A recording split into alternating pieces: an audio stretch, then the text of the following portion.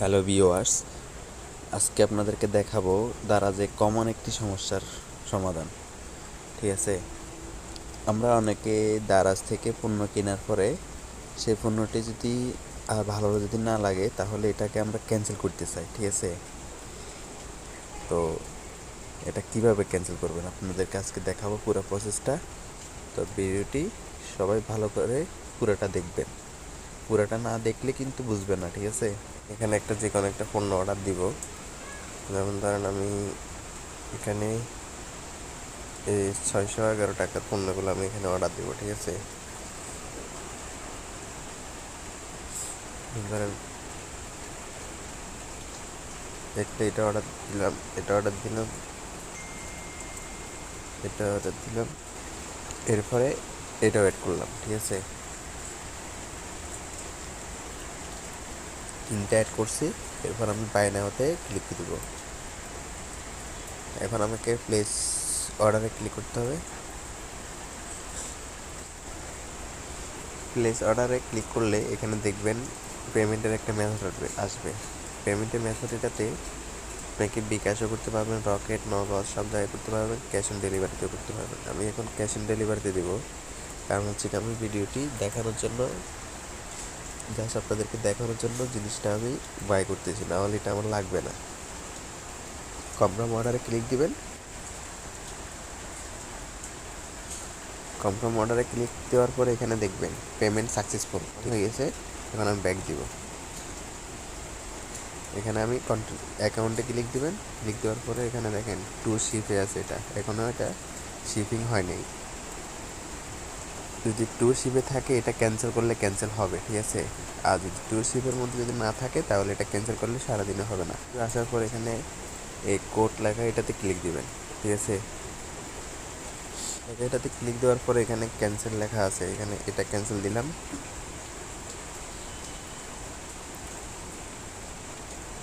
Cancel দেওয়ার সময় এখানে কিছু রিজন প্রয়োজন পড়বে। এখানে আপনি রিজনটা বলবেন কী কারণে আপনি এটা ক্যান্সেল করতে চাচ্ছেন।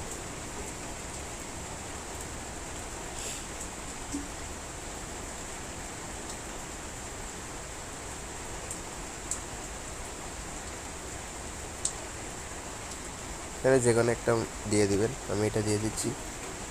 তারপরে সাবমিটে ক্লিক করে দেবেন। এটা কিন্তু ক্যান্সেল হয়ে যাবে। ঠিক আছে, যদি মনে করেন ট্যুর শিপের মধ্যে থাকে তাহলে এটা ক্যান্সেল হয়ে যাবে। এটা ক্যান্সেল হয়ে গেছে। ঠিক আছে,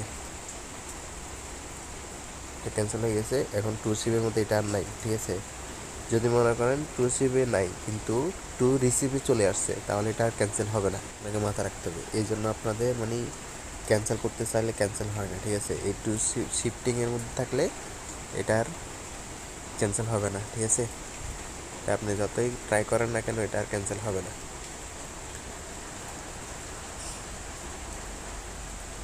এটা আর ক্যান্সেল হবে না। ঠিক আছে, কেন হয়তো আপনাকে বলবো ক্যান্সেল দেওয়ার জন্য, কিন্তু এটা ক্যান্সেল হবে না। প্রয়োজনে আপনি এখানে তাদের চার্ট করার জন্য এখানে সেলারের আছে। ঠিক আছে, সাথে সাথে রিপ্লাই দিতে না পারলে কিছুক্ষণ পর হলে আপনাকে রিপ্লাই দিয়ে দিবে। এই যে মনে করেন সব কিছু এখানে দিতে পারবেন। এই দেখেন ওরা কিন্তু আমার প্রোডাক্টটি ক্যান্সেল করেছে, আমাকে মেইল পাঠিয়ে দিয়েছে। দেখেন মেইলে ক্লিক করলাম, দেখেন your order has been cancel. ঠিক আছে, দেখেন প্রথমে আমি সাকসেসফুল হয়েছিল 9টা 45 মিনিটে, এরপর আমি ক্যান্সেল দেওয়ার পরে 9টা 46 মিনিটে এটা ক্যান্সেল দিয়ে দিয়েছি। ঠিক আছে, যখন আপনার প্যাকেজটি শিফটিং হয়ে যাবে তখন আর এটা হবে না। এটাও এখানে লেখা থাকবে your package is on the way, এটা আপনার কাছে মেল আসবে, এটা আর ক্যান্সেল হবে না। ঠিক আছে, আর যেগুলো শিপ টু শিপের মধ্যে থাকবে ওগুলো ক্যান্সেল হবে, সমস্যা নেই, ওটা সমস্যা নেই।